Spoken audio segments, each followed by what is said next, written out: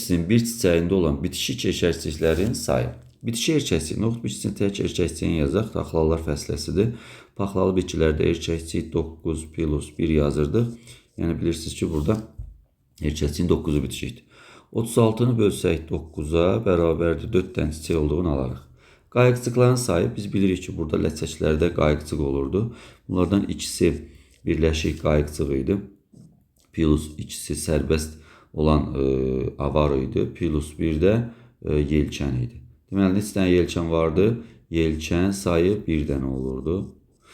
Qayıqçıq sayı neçə dənə olacaqdı? 1 dənə qayıqçıq olacaq. Deməli, niyə? Çünki bir qayıqçıqdır. Amma iki ləçəyin birləşməsindən yaranır. Yəni, ona görə də qayıqçıq sayı 1 götürürük biz burada. İndi 4 dənə çiçək varsa, qayıqçıq sayı elə 4 olacaqdır. İkisimiz də 4-ə bərabərdir. Yelkən sayı da elə bir çiçəkdə bir dənədir, 4 olacaq.